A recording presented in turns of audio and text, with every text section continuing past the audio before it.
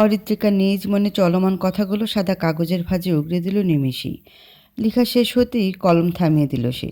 আজ প্রথম কাউকে চিঠি লিখেছে সে, কেমন অদ্ভুত অনুভূতি হচ্ছে তার। স্থির চিত্তে সে তাকিয়ে রইল সাদা কাগজের বক্ষে, কালো বর্ণে লেখা নিজ অন্তঃস্থলে জমে থাকা প্রগাঢ় ভালোবাসা। ওষ্ঠে ঝুলে আছে মিষ্টি হাসি। কেমন যেন লজ্জা ভাব অনুভূত হচ্ছে। অরিত্রিকার মাঝে মাঝে বড্ড অদ্ভুত মনে হয় নিজের কাছে। সারহান নামক মানুষটিকে নিয়ে কখনো তার মনে অদ্ভুত ভাবনা, ভালো লাগা আসেনি, তবে এখন প্রায়শই এমন ভাবনায় মস্তকে চলমান। হঠাৎ করে একজনকে ভালো লাগা, তারপর তার প্রতি ভালো লাগা থেকে ভালোবাসার সূচনা। অরিত্রিকা ইষ্টার সাথে কথা বলার পর থেকেই প্রশ্নগুলো নিজেকে করেছে কয়েকবার। অনুভব করেছে সারহানের প্রতি তার ফিলিংস মোটেও ঠুনকো নয়, বরং অনেকটাই দৃঢ়। সে তো একজনে আসক্ত হয়েছে, তবে কি মানুষটা তাকে বুঝবে? এই ভাবনায় করে করে খাচ্ছে তাকে। মস্তিষ্কে নানা রকমের চিন্তা ঘুরপাক খাচ্ছে। তার অনুভূতি কি মাঝেই লুকিয়ে রাখবে নাকি প্রকাশ করবে বুঝতে পারছে না। আর একটু সময় নেওয়া দরকার।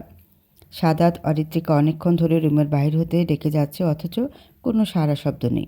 সাদাত প্রচণ্ড বিরক্ত হলো। সে দরজা নক করে রুমে প্রবেশ করলো। সাদাত রুমে আসতেই দেখলো অরিত্রিকা পড়ার টেবিলে বসে আছে। আনমনে কিছু একটা ভেবে চলেছে। সাদাতের ভ্রু কুঁচকে গেল।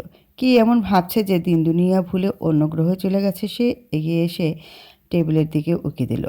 তখনই দেখতে পেল অরিত্রিকার লেখা চিঠি। সে কৌতূহল বশত চিঠিতে লেখা প্রতিটি লাইন আওড়ালো। পুরো চিঠি পড়তে চমকে গেল সে। স্তম্ভিত চোখে অরিত্রিকার দিকে তাকালো। চোখের সামনে প্রেমপত্র দেখে অবাক হয়ে গেছে সে। অরিত্রিকার মনে এমন কিছু ছিল তা যেন মানতেই পারছে না। কিন্তু কল্পপুরুষ, এটা আবার কে? নানা ভাবনায় জর্জরিত সাদাতের মস্তিষ্ক। মনে মনে ভয় আছে সে বাড়ির কেউ জানলে এবার আর অরিত্রিকাকে কেউ বাঁচাতে পারবে না। সারান ভাই জানতে পারলে তাণ্ডব শুরু হয়ে যাবে। সাদাত অরিত্রিকার টেবিল হতে চিঠিটা খপ করে হাতের মুঠে পুরে নিল। অরিত্রিকা হঠাৎ এমন হওয়াতে হকচকিয়ে উঠল। সামনের টেবিলে তাকাতেই চিঠিটা না দেখিয়ে পিছু ফিরল। দেখল সাদাত চিঠি হাতে মিটমিটে হাসছে। এবার ব্ল্যাকমেল করে কিছু হাতিয়ে নিয়ে যাবে। অরিত্রিকা সাদাতকে সামনে দেখিয়ে ভয় পেয়ে গেল কিছুটা। বদমাসটা নিশ্চয়ই সব পড়ে নিয়েছে। এখন তো তাকে খুব খেপাবে, ব্ল্যাকমেল করবে। উফ, এখন কি হবে তার? সাদাত মিটিমিটি হেসে বলল, বাহ, চিঠিও লেখা হচ্ছে দেখছি। অরিত্রিকা থমথমে মুখে বলল, চিঠিটা দে। সাদাত চিঠিটা নাড়িয়ে দেখতে দেখতে বলল, এইটা এখন ভাইকে দেব। তখন কি হবে ভাবতে পারছিস? তোর ওই আশিককে তোর চোখের সামনেই গাছে ঝুলিয়ে পিটাবে। আহ, কত সুন্দর দৃশ্য! অরিত্রিকা ক্ষুব্ধ হলো। কে বলবে তার ভালো লাগার মানুষ আর কেউ নয়, তোর এই যন্ত্রমানব ভাই? সাদাতের মুখে কথাটা শুনে শরীর জ্বলে যাচ্ছে। কটমট দৃষ্টিতে তাকে সাদাতকে দেখছে সে। অরিত্রিকা সাদাতের থেকে চিঠিটা নেওয়ার চেষ্টা করতে লাগলো। সাদাত চিঠিটা ওপরের দিকে হাত দ্বারা উঁচিয়ে রেখেছে। সাদাত অরিত্রিকার থেকে লম্বা হওয়ায় অরিত্রিকা লাফিয়েও চিঠি ধরতে পারল না। অরিত্রিকার রাগে তার খাতা দিয়ে সাদাতকে হঠাৎ মারতে শুরু করলো। সাদাত নিজেকে বাঁচাতে রুম থেকে দৌড়ে চলে গেল। অরিত্রিকাও পিছু পিছু ছুটল। রুম থেকে বেরোতেই দেখলো সাদাত সিঁড়ি বেয়ে নিচে দৌড়ে যাচ্ছে। অরিত্রিকাও সিঁড়ি বেয়ে নামতে লাগলো দ্রুততার সহিত। ডাইনিং রুম পেরিয়ে বাড়ির সামনে বাগানে চারপাশে দুজন চক্কর দিচ্ছে। অরিত্রিকা দৌড়াতে দৌড়াতে বলল, ভাই প্লিজ দিয়ে দে, আমি তোকে অনেকগুলো চকলেট খাওয়াবো। সাদাত তা শুনে হেসে বলল, আমি কি মেয়ে নাকি? মেয়েরা চকলেট খায়, অন্য কিছু অফার কর। অরিত্রিকা আর দৌড়াতে পারছে না। সে অনেকটা হাঁপিয়ে গিয়েছে। বাগানটা ৩-৪ ঘূর্ণন ঘুরেছে। এখন তার মাথা ঘুরছে। সে ধপ করে বাগানের পাশে ঘাসে বসে পড়ল। সাদাত তা দেখে অনেকটা দূরে গিয়ে দাঁড়ালো। সেও হাঁপিয়ে গিয়েছে। অরিত্রিকা হাঁপিয়ে যাওয়া কণ্ঠে বলল, আচ্ছা, তুই যা বলবি তাই করব। এবার চিঠিটা দে। সত্যি বলছিস তো? বলছি। ঠিক আছে, শোন, প্রথমে আমি তোর ওই কল্পপুরুষের নাম জানতে চাই। আর দ্বিতীয়, আগামীকাল রেস্টুরেন্টে কাচ্চি বিরিয়ানি খেতে যাব, সব বিল তোকে দিতে হবে। অরিত্রিকার মুখ অসহায়ের ন্যায় হয়ে গেল। কি বলবে সে? একজনের কাছে আরেকজনকে ভালোবাসি কিভাবে বলবে? সাদাতকে ভরসা নেই, বাড়িতে যদি সবাইকে বলে দেয়। সাদাত অরিত্রিকাকে চুপ থাকতে দেখে মেচকে হেসে বলল, আচ্ছা, ভাবতে থাক, ততক্ষণ আমি তোর লেখা চিঠি আরেকবার পড়ি। তখন ভালোভাবে পড়তে পারিনি। অরিত্রিকার রাগ যেন আরও বেড়ে গেল। সারানি থেকে কম নয় এই সাদাত, ভাইয়ের মতোই হয়েছে একেবারে। অরিত্রিকা ফোন দিয়ে আটল। সে সারানের নাম নেবে না, অন্য কারোর নাম বলবে। সাদাত উৎসাহিত হয়ে কয়েক লাইন পড়তে হঠাৎ কেউ একজন চিঠিটি টান দিয়ে নিয়ে নিল। সাদাত চমকে পিছিয়ে তাকালো। তাকাতেই গলা শুকিয়ে গেল তার। ভয়ার্ত চোখে একবার অরিত্রিকার দিকে তাকিয়ে আবার সারহানের দিকে তাকালো। সারহান সাদাতের দিকে তাকিয়ে বাগানের পাশে ঘাসের উপরে ক্লান্ত শরীরে বসে থাকা অরিত্রিকার দিকে তাকালো। অরিত্রিকা তখনও ধ্যানমগ্ন। সারহান চোখ সরিয়ে সাদাতের দিকে তাকালো। সাদাতকে চুপচাপ দাঁড়িয়ে থাকতে দেখে কপাল কুঁচকে বলল, চলাচলের পথের মাঝে দাঁড়িয়ে কি এমন পড়ছিলি? সাদাত হাসার চেষ্টা করে বলল, তেমন কিছু না ভাই, একটা নোটস পড়ছিলাম। বাহ, উন্নতি হয়েছে দেখছি। আমিও দেখি আমার ভাই কী এমন ইম্পর্ট্যান্ট নোটস পড়ছিল যে আশেপাশে তার খেয়াল নেই। সারান হাতে থাকা চিঠিটা দু হাতে মেলে পড়তে শুরু করলো। সাদাতের ভয়ে ঘাম ঝরছে। সে ভাবল এই সুযোগ হয়ে পালাতে হবে। যেই ভাবা সেই কাজ। ধীরে ধীরে পেছাতে পেছাতে কিছুটা দূরে যেতেই এক দৌড়ে সদর দরজা পেরিয়ে গেল। সারান চিঠিটা তীক্ষ্ণ দৃষ্টিতে অবলোকন করলো। প্রতিটি শব্দের জন্য কারো জন্য গভীর ভালোবাসা জড়ানো। অনুভূতি মিশ্রিত প্রতিটি বাক্য সারানের মনে গেঁথে গেছে। সে জানে চিঠির লেখিকা আর কেউ নয়, অরিত্রিকা। কারণ অরিত্রিকার হাতের লেখা তার চেনা। ভালোবাসার মিশ্রিত প্রণয়াবেগ প্রতিটি বাক্যে যেন নিখুঁত হাতে অষ্টাদশী কন্যার মনের ভাব যেন যুবকের মনের গহীনে অদৃশ্য অদ্ভুত অনুভূতির জন্ম দিতে বাধ্য করছে। সারান চিঠি থেকে চোখ সরিয়ে শান্ত দৃষ্টি ফেলে অরিত্রিকার দিকে তাকাল। অরিত্রিকার চিঠি হাতে সারহানকে দেখে আশ্চর্যিত হয়েছে। অরিত্রিকা কাচুমাচু ভঙ্গিতে উঠে দাঁড়ালো। সে আরও চোখে সারানের দিকে তাকিয়ে ধীর উপায় সারানের দিকে এগিয়ে আসলো। সারান হাতে থাকা চিঠি নিজ পকেটে ভাঁজ করে রেখে দিল। অরিত্রিকা অবাক চোখে সারানের দিকে তাকালো। সারহান ভাই তার লেখা চিঠি কেন নিজের কাছে রাখলেন? সারহান অরিত্রিকার অবাকতার রেশ কাটানোর জন্য বলল, চিঠিটা আমার কাছে রেখে দিলাম। অরিত্রিকা অস্ফুট সুরে বলল, আমার চিঠি আপনি কেন রাখবেন? সারহান অরিত্রিকার অগোচরে মৃদু হাসল। নিজেকে স্বাভাবিক করে গম্ভীর কণ্ঠে বলল, চিঠির লেখাগুলো ভালো লেগেছে তাই। অরিত্রিকা অবিশ্বাস্য চোখে সারহানের দিকে তাকিয়ে রইল। যন্ত্রমানবের প্রেমপত্র ভালো লেগেছে? আর তাকে কিছু বলল না কেন? অরিত্রিকা বিস্মিত হয়ে বলল, আপনার ভালো লেগেছে? অরিত্রিকার কথায় সারহান শান্ত সুরে প্রত্যুত্তর করল, মন থেকে কোনো কিছু লিখলে সেখানে ভালোবাসার ছোঁয়া থাকে। তেমনি চিঠির প্রতিটা কথা ভালো লেগেছে। সেখানে প্রতিটি উল্লিখিত বাক্য যেন প্রাণবন্ত। যে লিখেছে তাকে আমার পক্ষ থেকে ধন্যবাদ দিয়ে দিস, আর বলে দিস আমি এটা আর কখনো ফেরত দেব না। সারহানের উল্লেখিত কথাগুলো শ্রবণ হতেই অরিত্রিকা হাঁসফাঁস করতে লাগলো। মন অনেকটাই বিচলিত হলো তার। সে আরও চোখে সারহানের মুখপানে দৃষ্টি ফেলছে। কিছুক্ষণ পর পর চোখে মুখে বিরাজ করছে দ্বিধা। সারহান ভাই কি তার লেখা না জেনে এই কথাগুলো বলছে? কিছুদিন আগেও তো তিশার চিঠির জন্য তাকে কত বকেছিল। আজ কেন বকলো না? একবারও তো জিজ্ঞাসা করলো না চিঠিটা কই পেয়েছে সে? নানা ভাবনায় অরিত্রিকার মাথা ঘুরছে। অরিত্রিকার আরও চোখে দেখা দৃষ্টিগোচর হলো না সারহানের। সে পুরো সময়টা খেয়াল করেছে চঞ্চল মেয়েটিকে। আগে অনেক অদ্ভুত কাণ্ড ঘটেছে, তবে আজকে চিঠি লিখেছে ভাবতেই সারহান ভেতরে ভেতরে বিস্মিত হয়েছে। অরিত্রিকা এমন একটা কাজ করতে পারে ভাবতেই পারেনি। সারহানের বুঝতে বাকি নেই অরিত্রিকার মনে তার জন্য গভীর অনুভূতি তৈরি হয়েছে। অরিত্রিকা সারহানকে নিশ্চুপ দাঁড়িয়ে থাকতে দেখে অস্বস্তি নিয়ে বলল, সারহান ভাই চিঠিটা দিন। আপনি তো আগেরবার বকেছিলেন, তখন তো রাখেননি, আজ কেন রাখতে চাইছেন? সারহান অরিত্রিকার কথার মর্মার্থ ধরতে পারল ঠিকই। সে তবুও বুঝতে পারেনি। এমন ভাব নিয়ে অরিত্রিকা সহজ সরল প্রশ্নের উত্তর দিল, আগেরটা কোনো চিঠি ছিল না, গার্বেজ ছিল, অশ্লীল টাইপের কোনো লেখা। সাদা কাগজে লিখলেই চিঠি হয়ে যায় না। আর আজকের চিঠিটা কেন রাখতে চাইছি তা আগেই বলেছি। এই বিষয়ে নো মোর টক, ওকে? অরিত্রিকা মুখ ভার করলো। মনে মনে সাদাতকে বকলো কিছুটা। সে মুখ ফসকে বলল, চিঠিটা তো আমি। অরিত্রিকা আর কিছু বলল না। জিভ কেটে সে দুই হাতে মুখ চেপে ধরল। কি বলতে যাচ্ছিল সে? বলল তো সারহান ভাই নিশ্চিত তাকে কথা শোনাতো, তারপর বাড়ির সকলের সামনে কান ধরে উঠবোস করাতো। সারহান অরিত্রিকাকে হঠাৎ দুহাতে মুখ চেপে রাখতে দেখে ভ্রু কুঁচকে গেল। সে ভ্রু যুগল কুঁচকে থাকা অবস্থায় বলল, কি হয়েছে? অরিত্রিকা মাথা নাড়িয়ে ইশারায় বলল, কিছু হয়নি। সারহান রুদ্ধ সরে বলল, এমন পাগলের মতো না দাঁড়িয়ে ভালোভাবে দাঁড়া। অরিত্রিকা মুখ থেকে হাত নামিয়ে দাঁড়িয়ে রইল। তারপর বলল, আপনি এখানেই দাঁড়িয়ে থাকবেন? সারহান এক পলক তাকিয়ে অরিত্রিকাকে রেখেই পা বাড়ালো বাসার দিকে। অরিত্রিকা তাজ্জব বনে গেল। কোনো উত্তর না দিয়েই চলে যাচ্ছে? আজব মানুষ একটা। সেও কিছুটা দ্রুততার সাথে হাঁটতে হাঁটতে সারহানের পিছু পিছু চলল। তানিয়া বেগম বিকেলের নাস্তা ডাইনিং রুমের টি টেবিলে এনে রাখছেন।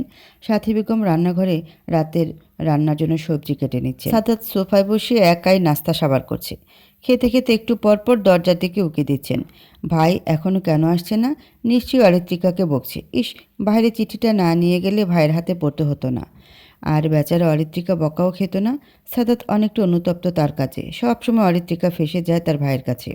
সাদাত কারো পদধ্বনি শুনে দরজার দিকে তাকিয়ে দেখল শারহান সদর দরজা দিয়ে প্রবেশ করছে। সে ভীত হলো। চোখ ফিরিয়ে না দেখার ভান করে খাওয়ায় মনোযোগী হলো, যেন কিছুই দেখেনি সে। তানিয়া বেগম মাত্রই সাদাতের পাশে এসে বসলেন। শারহানকে ডাইনিং রুমে দেখিয়েও কথা বললেন না। ছেলের ব্যবহারে অভিমান করেছেন তিনি। মায়ের এমন ব্যবহারে শারহানের কষ্ট অনুভব হলো। শারহান আহত দৃষ্টিতে মায়ের পানে তাকিয়ে তানিয়া বেগমের পাশে গিয়ে বসলো। তানিয়া বেগম বুঝতে পেরেছেন শারহান তার পাশে বসেছে, তবুও অন্যদিকে মুখ ভার করে তাকিয়ে আছেন। শারহান বুঝলো এখনও রাগ কমেনি। সে মায়ের দু হাত ধরে অপরাধীর ন্যায় বলল, মা, এখনও এমনভাবে রাগ করে থাকবে? দুদিন ধরে রাগ করে আছো, একটা কথা অন্তত বলো। তানিয়া বেগম নিশ্চুপ হয়ে আছেন। তিনি পণ করেছেন শারহানের সাথে কয়েকদিন কথা বলবেন না। শিক্ষা দিবেন ছেলেকে। তার কোনো কথাই শারহান শোনে না। ছেলেটা দিন দিন অবাধ্য হচ্ছে। তানিয়া বেগম চেয়েছিলেন ছেলে ডাক্তার হোক, কিন্তু আশা সাহেব রাজনীতিতে যুক্ত ছিলেন, সেই সুবাদে শারহানও ওই পথে গেছে। মেডিকেলে না পড়ে ভার্সিটিতে পড়েছে, জড়িয়েছে বড় বড় রাজনৈতিক নেতাদের সাথে। ছেলেকে এমন অনিশ্চিত ভয়ঙ্কর জীবন বেছে নিতে দেখে বারবার বারণ করেছিলেন, কিন্তু ছেলে যে একরোখা, যা মন থেকে করতে চাইবে তাই করবে। মা হয়ে এমন একটা জীবনে ছেলেকে জড়াতে দেখে ভেতরে ভেতরে ভয়ে মূর্ছে যান। তবুও কোনো কিছু প্রকাশ করে না। ছেলের জন্য সবসময় চিন্তায় থাকেন। শারহানকে রাজনীতিমুখী হতে সরিয়ে আনতে বিয়ের জন্য বলেছেন। বেশ কয়েকবার বলেও কোনো কাজ হয়নি। এবার ইফার সাথে কিছুটা জোর করেই বিয়ে দিতে চাইছিলেন, কিন্তু শারহানকে বোঝানোর সময় পাননি। রাজনৈতিক কাজে ব্যস্ত থাকায় হয়ে ওঠেনি। তবুও একটু আশা ছিল। ইফা মেয়েটা সব দিক দিয়েই পারফেক্ট ছিল। সেই কারণে ভেবেছিলেন শারহান হয়তো এবার বারণ করতে পারবে না, কিন্তু তাকে ভুল প্রমাণ করে না জানিয়ে দিল। শারহান মায়ের কোনো উত্তর না পেয়ে দীর্ঘশ্বাস ফেলল। এমন করে যে রাগ ভাঙবে না তা বুঝতে পারল সে। এবার বেশ রেগে আছে মনে হচ্ছে। শারহান বলল, মা, আই এম সরি। অরিত্রিকা অপর পাশের সোফায় বসে মা ছেলের কাণ্ড দেখছে। ভালোই লাগছে তার। এত সুন্দর দৃশ্য খুবই কম দেখেছে সে। ছেলে মায়ের রাগ ভাঙাচ্ছে। সে সামনের টেবিলে থাকা বিস্কুট নিয়ে চিবুতে চিবুতে মা ছেলের কাহিনী মনোযোগী হয়ে দেখতে লাগলো। সাদাত শারহানকে স্বাভাবিক আচরণ করতে দেখে হাঁপ ছেড়ে বাঁচল। শারহান যদি আজ তাকে চেপে ধরতো, তাহলে অরিত্রিকার এই বাড়িতে লাস্ট দিন হতো। শারহান এতক্ষণ মাকে আদরে সুরে ডেকেও দেখলো তানিয়া বেগমের মাঝে কোনো হেলদোল নেই, কেমন মূর্তির ন্যায় বসে আছেন। শারহান ভেতরে ভেতরে দগ্ধ হলো। ভীষণভাবে নিজের প্রতি বিরক্ত হলো সে। সবার সামনে সেদিন জবাব না দিয়ে অন্যভাবে বললে অন্তত এতটা সিরিয়াস হতো না বিষয়টা। শারহান দীর্ঘ শ্বাস ফেলে বলল, মা, তুমি যদি চাও বিয়েটা করি তবে তাই হবে, কিন্তু আমায় কিছুটা সময় দাও। একটু নিজেকে গুছিয়ে নিই। কয়েকদিন যাবত অনেকটা বিজি আছি, এটা তো নিজ চোখে দেখছো। তোমার এমন স্বাভাবিক জীবন হতে দূরে থাকা ছেলেকে তো আর সবাই নিজ বাড়ির জামাই বানাতে চাইবে না। এর জন্য নিশ্চয়ই কাঠখড় পোড়াতে হবে। সেই সময়টা এখন আমার নেই। সময় হলে যত কাঠখড় পোড়াতে হয় পুড়িয়ে তোমার মনের ইচ্ছে পূরণ করব। তানিয়া বেগম শারহানের কথা কর্ণকুহরে প্রবেশ করতেই তরিত বেগে ছেলের দিকে তাকালেন। চোখে মুখে সন্দেহের চিহ্ন। ওনার মন বলছে ছেলে হয়তো কিছুর ইঙ্গিত দিয়েছে, তবে কিসের বিয়ের, নাকি কোনো মেয়ের পরিবারকে বানানোর? তানিয়া বেগম কিছুটা কাঠিন্যতা বজায় রেখে বললেন, তোমার তো নিজের বাড়িতে খেয়াল নেই। হয়েছে তো বাপের মতো, শুধু রাজনীতি নিয়ে ব্যস্ত থাকো। জীবন কি রাজনীতিতেই আটকে রাখবে, নাকি সামনে এগোবে? এক কথা তোমায় অনেকবার বলেছি, কিন্তু সবসময় অবহেলা করেছো। আমার কথার কোনো মূল্য নেই তোমাদের কাছে, তা ঢের বুঝতে পারছি। তানিয়া বেগমের এমন রূপ দেখে সকলে ভরকে গেল। শান্ত শিষ্ট মানুষটা আজ হঠাৎ ভয়ঙ্কর রূপ ধারণ করেছে। ভাবতেই অবাক হয়ে যাচ্ছে সকলে। অরিত্রিকা তো ভেবেই পাচ্ছে না শারহান এত দ্রুত রাজি হয়ে গেল। এই যন্ত্রমানবের মনে চলছেটা কি? অরিত্রিকা সরু চোখে তাকিয়ে আছে শারহানের দিকে। ভেতরে ভেতরে সে ফুঁসছে। শারহান হতাশা নিমজ্জিত কণ্ঠে বলল, তোমার কথা শুনেই রাজি হলাম, আর এখন তুমিই টপিক পাল্টে দিচ্ছ। দিস ইজ নট ফেয়ার, মা। তোমার মনে চলছে কি সেটাই তো বুঝতে পারছি না। নির্বাচন পর্যন্ত সময় আছে তোমার হাতে। তারপরে যেন আমি আমার বাড়ির বড় বউকে দেখতে পাই। এবার যদি কথা না রাখো, এই বাড়ি থেকে যেখানে চোখ যায় সেখানে চলে যাব। তানিয়া বেগম ইচ্ছাকৃত হুমকি দিয়েছেন ছেলেকে। এইভাবে না বললে এই ছেলে রাজনীতিতেই আটকে থাকবে। শারহান তানিয়া বেগমের কথা শুনে শ্বাস টেনে বলল, ঠিক আছে, তুমি যা চাইছো তাই হবে। তানিয়া বেগমের মন ভালো হয়ে গেল। তিনি খুশি মনে বললেন, মেয়ে কবে দেখতে যাবি বল? অরিত্রিকার মাথা গরম হয়ে গেছে। আবার বিয়ে বিয়ে কলরব। মুখ থমথমে হয়ে গেছে তার। বক্ষে অদ্ভুত চিনচিনে ব্যথা হচ্ছে। সে শারহানকে কিছু বলতে না দিয়ে একটু হাসার ভান করে বলল, বড় মা, এখনই কেন মেয়ে দেখা নিয়ে তাড়া দিচ্ছ? ইলেকশন শেষ হোক, ধীরে সুস্থে সুন্দর মেয়ে খোঁজা যাবে। এখন মেয়ে দেখতে গেলে দেখা যাবে শারহান ভাইয়ের কোথাও কাজ পড়ে গেছে। বিষয়টা খুব একটা ভালো হবে না। শারহান অরিত্রিকার চালাকি ধরতে পেরেছে। সে জানে অরিত্রিকা চাচ্ছে না অন্য কোথাও বিয়ে নিয়ে কথা হোক। এই মেয়েকে সে বোকা ভেবেছে, কিন্তু মাত্রাতিরিক্ত চালাক। তানিয়া বেগম অরিত্রিকার কথা শুনে বললেন, ঠিক আছে, বুঝেছি। তোর সারান ভাইয়ের বউ তুই আর আমি মিলে পছন্দ করব। অরিত্রিকার মুখে কথা নেই, মুখ শুকনো করে বসে রইল। তানিয়া বেগমের কথা শুনে হাত পা আঁচড়াতে ইচ্ছে হচ্ছে। নিজের পছন্দের মানুষের জন্য সে কখনোই মেয়ে দেখতে যাবে না। অরিত্রিকা চিৎকার করে বলতে ইচ্ছে করছে, বড় মা, আমি তোমার বড় ছেলেকে ভালোবাসি, আমি ওনাকে অন্য কারো হতে দেখতে পারবো না, কিন্তু সাহস নেই। সারান অরিত্রিকা শুকনো মুখ খেয়াল করলো ঠিকই, কিন্তু এই মুহূর্তে তার কিছু করার নেই। সারান সোফা থেকে উঠে তানিয়া বেগমকে স্বাভাবিকভাবে বলল, মা, আমার জন্য রুমে কফি পাঠিয়ে দিও। দুপুরে খেয়েছো? খেয়েছিলাম। ঠিক আছে, রুমে যাও, কফি পাঠিয়ে দিচ্ছি। সারান সাদাতের দিকে তাকিয়ে বলল, রাতে আমার সাথে একবার দেখা করবি, কথা আছে তোর সাথে। সাদাত ঠকিল, তাকে কি আবার চিঠি নিয়ে বকাঝকা করবে? ভাবতে ঘাম ছিটে গেল তার। সাদাত ঢোক গিলে বলল, ঠিক আছে ভাই। সারান আর কিছু বলল না। সে নিজ রুমে যাওয়ার জন্য পা বাড়ালো। তানিয়া বেগম উঠে সারানের জন্য কফি বানাতে গেলেন।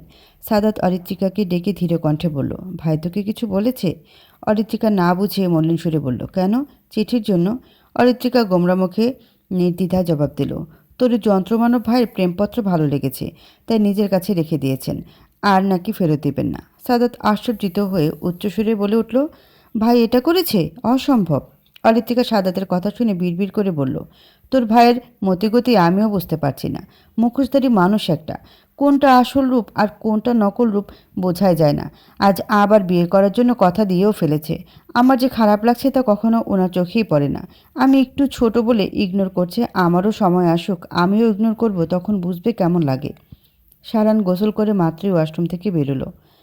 তোয়ালে দিয়ে এলোমেলো চুলে থাকা অবশিষ্ট পানি দুহাতে মুছছে সে। তোয়ালে হাতে চুল মোছা থামিয়ে দিয়ে বিছানার ওপর বসলো। তার পাশে বিছানার ওপরে থাকা ফোন নিয়ে আবিরকে জরুরি তথ্য টেক্সট করলো। 2 দিন পর জনসভা আয়োজন করা হয়েছে। সেখানে এমপি মহোদয় সহ আরও অনেক নেতাকর্মীরা আসবেন, ভাষণ দিবেন। সারহানও সেখানে উপস্থিত থাকবে। নয়ন তালুকদারের পেছনে লোক লাগানো হয়েছে। শত্রুতার কারণে জনসভা বিশৃঙ্খলা সৃষ্টি করতে পারে, এটার সম্ভাবনা 70%। এতটা শিওর হওয়ার কারণ সে খবর পেয়েছে গণ্ডগোল সৃষ্টি করার জন্য প্ল্যানিং হচ্ছে। কেউ একজন দরজা নক করছে। সারান ভাবল হয়তো সাদাত এসেছে। সে ফোনের দিকে তাকিয়ে ভরাট কণ্ঠে বলল, ভেতরে আয়। সারান নিজ ফোনে কিছু গুরুত্বপূর্ণ ডকুমেন্টস দেখছিল, যেগুলো নয়ন তালুকদারের বিরুদ্ধে প্রমাণস্বরূপ। অরিত্রিকা অনুমতি পেয়ে দরজা খুলে রুমে প্রবেশ করলো। হাতে তার কফি গুটি গুটি পায়ে এসে সারানের সামনে উপস্থিত হলো। কফি দিবে এমন সময় সারানের দিকে তাকাতেই অরিত্রিকার চোখ বড় বড় হয়ে গেল। সে স্তব্ধ হয়ে রইল, চোখের পলক ফেলতেও ভুলে গেছে। খোঁচা খোঁচা দাড়িতে পানি বিন্দু জমে আছে। কৃষ্ণবর্ণের সিল্কি চুলগুলো অযত্নে কপাল জুড়ে লেপটে আছে। কুচকানো ভ্রুযুগল গম্ভীর মুখশ্রীতে শ্যামপুরুষকে অসম্ভব সুন্দর স্নিগ্ধ লাগছে। উন্মুক্ত শরীর দেখে অরিত্রিকা ঢোক গেল। তার শরীর শিরশির করে উঠল, গলা শুকিয়ে চৌচির, হাত পা কাঁপছে তার। অরিত্রিকার ঘোর কাটল একটু পরেই। সে কয়েকবার পলক ঝাপটালো। এমন অবতারে সারহানকে সামনে দেখে লজ্জা লাগছে তার। গাল গরম হয়ে এসেছে। সে জোরে জোরে শ্বাস টেনে স্বাভাবিক করছে নিজেকে। সে খেয়াল করলো তার বক্ষ এখনও কাঁপছে, বক্ষে ধুকপুক ধুকপুক করছে। অরিত্রিকার গলা কাঁপছে। সে চোখ মেঝেতে নিবদ্ধ করে কম্পনরত কণ্ঠে সারহানের উদ্দেশ্যে বলল, সারহান ভাই, আপনার কফি। কম্পনরত মেয়েলি কণ্ঠস্বর কর্ণ করে প্রবেশ করতে সারহান ফোন স্ক্রল করা বন্ধ করে তখনই সামনের দিকে তাকালো। নিচু মুখস্থিতে অরিত্রিকাকে দাঁড়িয়ে থাকতে দেখে কপাল কুঁচকে গেল তার। অরিত্রিকা এখানে কি করছে, আর এমনভাবে মাথা নিচু করে আছে কেন? ভাবা শেষ করি সারান ভরাট সুরে শুধালো, তুই এখানে কি করছিস? অরিত্রিকা নিচু মুখস্থিতি কোনো মতে বলল, বড় মা কফি দিতে পাঠিয়েছে। সারান খেয়াল করলো অরিত্রিকার হাত কাঁপছে। সে কফির মগটি অরিত্রিকার হাত থেকে নিজের হাতে নিয়ে নিল আচমকাই। এমন কাণ্ডে অরিত্রিকা চমকে তাকালো সারানের দিকে। তাকিয়ে আবার মুখ নিচু করে ফেলল সে। সারান অরিত্রিকার এইভাবে দাঁড়িয়ে থাকার রহস্য এখন উদ্ঘাটন করতে পারল। কফি মগটি বিছানার ওপর রেখে সে আলমারি থেকে ব্ল্যাক টি শার্ট বের করে পরে নিল। এগিয়ে এসে কফিতে চুমুক দিয়ে বলল, মুখ নিচু করে থাকতে হবে না, এবার তাকাতে পারিস। কিশোরী চঞ্চল মন যেন এখন স্থির হচ্ছে না। অরিত্রিকা অনেকক্ষণ ধরে নিজেকে শান্ত করার প্রয়াস চালাচ্ছে। বক্ষে এখনো ধুকপুক ধুকপুক করছে। আজ আবারও অরিত্রিকার সারহানকে অসভ্য উপাধি দেওয়ার ইচ্ছে জাগলো। দেওয়াই যায়, কারণ একটা মেয়ের সামনে উন্মুক্ত শরীরে বসে থাকা ভদ্রতার কাতারে পড়ে না। সামনে দণ্ডায়মান সুদর্শন গম্ভীর শ্যাম মানবটি কি জানে আর একটু হলেই এক কিশোরীর দম আটকে যাচ্ছিল। দম আটকে হয়তো পটল তুলত সে। তখন ব্রেকিং নিউজ হতো, এক শ্যাম মানবের জন্য ছোট্ট এক কিশোরী দম আটকে অক্কা পেয়েছে। ব্যাপারটা হাস্যকর হতো বটে। অরিত্রিকা কিছুটা সময় পর সারহানের মুখপানে অস্বস্তি নিয়ে তাকালো। সারান বিছানায় বসে সাহেবী ভঙ্গিতে কফিতে চুমুক দিচ্ছে। ভাবটা এমন করে আছে যেন আশেপাশে কেউ নেই। সে আবারও দৃষ্টি নিচু করল। আজ আবার নতুন অরিত্রিকার মনে চলছে একটি প্রশ্ন। সে কি সাহসিকতা নিয়ে প্রশ্নটা করবে? এ মানুষটা যা তেরা, না জানি প্রশ্নের উত্তরের বদলে আরও কত কথা শুনিয়ে দেয়। সারান খেয়াল করলো অরিত্রিকা গম্ভীর চিন্তায় মগ্ন। চোখে মুখে ফুটে উঠেছে চাপা উৎকণ্ঠা, চোখে কোনো জানার আগ্রহ। সারানের মনে হলো হয়তো কিছু বলতে চায় অরিত্রিকা। সে কফি খাওয়া শেষ করে মগটি হাত বাড়িয়ে টেবিলের ওপর রাখলো। দু হাতে ভেজা চুল পেছনে ঠেলে বলল, এত চিন্তা ভাবনা করে তোর ওই ছোট্ট মাথায় চাপ দিয়ে লাভ নেই। যা বলবি ফটাফট বলে ফেল। আচমকা সারানের কথা কানে পৌঁছাতে চমকে গেল অরিত্রিকা। সে নিজেকে ধাতস্থ করে সোজা হয়ে দাঁড়ালো। অরিত্রিকার ভেবে নিজের কাছে মনে হলো এত ভেবে কাজ নেই। অরিত্রিকা বলে দেওয়াই ভালো। না বললে পেটে কথা জমে ফুলে ফেপে বদহজমের কারণ হবে। তখন তাকে নিয়ে সবাই দৌড়াদৌড়ি করবে হসপিটালে। অরিত্রিকা ঠোঁট ভিজিয়ে সাহস নিয়ে শুধালো, আপনি কেন এত দ্রুত বিয়ের জন্য রাজি হয়ে গেলেন? তার মানে আপনার কোনো পছন্দের মানুষ আছে, তাই না? সেই কারণে মেয়ের বাড়ির সকলকে রাজি করানোর কথা বললেন। অরিত্রিকা পেটে জমে থাকা কথাগুলো উগরে দিয়ে ক্ষান্ত হলো। মনের মাঝে প্রিয় মানুষকে হারানোর ভয় জেগে ধরেছে, তবুও নিজেকে শক্ত রেখেছে। অরিত্রিকা নিজেই নিজেকে বুঝিয়েছে সবসময় ভেঙে পড়লে হয় না, সাহসিকতার সাথে কঠোরভাবে মোকাবেলা করতে হয়। সারানের দৃষ্টি অরিত্রিকার মুখশ্রীতে আবদ্ধ। কর্ণকুহরে বেজে চলেছে কিশোরীর বলা কথাগুলো। সারান অরিত্রিকার কথায় ফিচেল হাসলো। হাসলো কেন তা না হয় কিশোরীর কাছে অজানাই থাক। অরিত্রিকা সারানের হাস্যরত মুখ দেখে কিছুটা বিচলিত হলো। মানুষটি এভাবে হাসছে কেন? সে কি ভুলভাল কোনো প্রশ্ন করে ফেলেছে? সারান অরিত্রিকার ভাবনায় বাধা প্রদান করে বলল, তুই কি বুঝতে চাচ্ছিস? তোর সাহস বেড়েছে? আজকাল আমার পার্সোনাল বিষয়ে তদারকি করছিস? পার্সোনাল বিষয়ে কারেন্ট অ্যাফেয়ার করে জানিস? অরিত্রিকা সন্ধ্যান দৃষ্টিতে অবলোকন করলো সারানকে। সে বুঝলো না এ মানুষটির মনে কি কি চলছে। মানুষের এত চাপা স্বভাবের কীভাবে হয় সে বুঝে উঠতে পারে না। আর তার করা প্রশ্ন কি আসলে ব্যক্তিগতভাবে সারানের সাথে জড়িত? আসলেই তাই। অরিত্রিকার মনে হলো সে সারানের সকল বিষয়ে অধিকার প্রতিষ্ঠা করছে, কিন্তু এখনও সেই জায়গায় পৌঁছাতে পারেনি সে। এত দ্রুত কী হিসেবে অধিকার খাটাচ্ছে সে? ভালোবাসার মানুষ হিসেবে? আমার পার্সোনাল লাইফে কারো ইন্টারফেয়ার আমি পছন্দ করি না। আমার লাইফে এই মুহূর্তে কী চলছে সেদিকে ফোকাস না করে নিজের লাইফে ফোকাস কর। পড়াশোনা মনোযোগী হ। আমার তো পড়াশোনা কমপ্লিট, নিজেকে একটা স্থানে বসিয়েছি। রাজশাহী সিটিতে সবাই আমাকে এক নামে চেনে। বলতে পারিস যা চেয়েছি তাই করে দেখিয়েছি। চাচার স্বপ্ন বৃথা যেতে দিস না। এবার অন্তত পাবলিক ভার্সিটিতে চান্স পেয়ে চাচাকে খুশি কর। নিজের জীবনকে নিজ হাতে গুছিয়ে নে, দেখবি যা চাইবি তাই সহজে পেয়ে যাবি। সারানের শান্ত সুরে বলা কথাগুলো অরিত্রিকার অশান্ত মন শান্ত করতে সক্ষম হলো। তার মনে হলো এক টুকরো আশার আলো সে দেখতে পেয়েছে। এটা ভেবে মনে মৃদু ভালো লাগার দোলা দিচ্ছে। অরিত্রিকার বলতে ইচ্ছে করছে, সারহান ভাই, আমি আমার জীবনকে নিজ হাতে গুছিয়ে নেব। তখন যদি আপনাকে চাই পাবো তো? আমি যখন মন উজাড় করে বলবো, সারহান ভাই আমি আপনাকে চাই, তখন কি আপনি আপনার হাত আমার হাতে রেখে বলতে পারবেন, আমিও তোকে চাই, তুই আজন্ম আমার হয়ে আমার বক্ষে রানী হয়ে থাকবি? অরিত্রিকা নিজ মনে দমিয়ে রাখলো কথাগুলো। অদৃশ্য মায়াজালে আবদ্ধ হয়েছে তার মন সত্তা। মন আর মস্তিষ্কে চলছে নীরব যুদ্ধ। সামনে বসে থাকা মানবটিকে আজ আর কিছু বলবে না সে। সময় একদিন সবার সামনে মন মাঝারে লুকানো সত্যি মেলে ধরবে। সে প্রতীক্ষার প্রহর গুনবে সে। অরিত্রিকা ওষ্ঠকোণে হাসি বজায় রেখে বলল, আমি কি সত্যি যা চাইবো তাই পাবো? সারান শীতল দৃষ্টিতে অরিত্রিকার দিকে তাকালো। সে বুঝলো কিশোরী মন হয়তো কোনো বড়সড় আবদারের ইঙ্গিত দিচ্ছে। অরিত্রিকা সারানের শীতল চাহনিতে রক্ত যেন হিম হওয়ার জোগাড়। এই চোখে হয়তো কিছু আছে, তাই হয়তো বেশিক্ষণ তাকানোর সাহস নেই তার। সে আমতা আমতা করে বলল, আমি যা চাইবো তা কখনোই আমার বাবা আমায় দিবেন না। বাড়ি গাড়ি টাকা চাইলে তা দিতেন, কিন্তু আমি তো সেগুলো চাই না। আমি তো একটা কথা মনে রাখবি, মানুষ মন থেকে যা চায় তাই সে কোনো এক সময় অনায়াসে পেয়ে যায়। অরিত্রিকার ওষ্ঠকোণে এক চিলতে হাসি রেখা ফুটে উঠল। সারানের সেই দৃশ্য দৃষ্টিগোচর হলো না। সে বরং মুহূর্তটা উপভোগ করলো বটে। অরিত্রিকা টেবিল থেকে কফির মগটি নিয়ে আর দেরি করলো না। সারানের রুম থেকে বেরিয়ে গেল দৌড়ে। সারান বিছানা থেকে উঠে দরজা লাগিয়ে লাইট অফ করে শুয়ে পড়ল বিছানায়। বিছানা হাতড়ে ফোনটা পেল সে। ফোন ওপেন করতে 3-4টা মেসেজ চোখের সামনে ভেসে উঠল। সবগুলো সিন করলো, কিন্তু রিপ্লাই দেওয়ার মোটেও ইচ্ছে জাগলো না। ফোনটা বালিশের পাশে রেখে চোখ বন্ধ করলো সারহান। অরিত্রিকা রুমে একা একা পায়চারি করে চলেছে।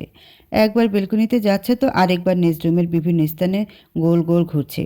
এভাবে প্রায় ঘণ্টাখানেক নিজের উপর জুলুম করে ধপ করে বিছানায় বসে পড়ল। হাতে সন্নিকটে থাকা নিজ ফোনে সময়টা দেখে নিল। 11টা বেজে গেছে। আর 1 ঘণ্টা পরই তার জন্মদিন। কিন্তু কারও যেন কোনো খেয়ালই নেই। সবাই নিজেদের নিয়ে ব্যস্ত। আজ সারাদিন সে সকলের মনোভাব বোঝার চেষ্টা করেছে। সবাই প্রতিদিন যেভাবে নিয়ম করে চলে তেমনই চলেছে। কোনো ভাবগতির পরিবর্তন লক্ষ্য করা যায়নি। নিশ্চয়ই সকলে তার জন্মদিন ভুলে বসেছে। অরিত্রিকার মন খারাপের পরিমাণ যেন বেড়েই চলেছে। অন্তত একজন আগে উইশ করলে মনটা ভালো হয়ে যেত।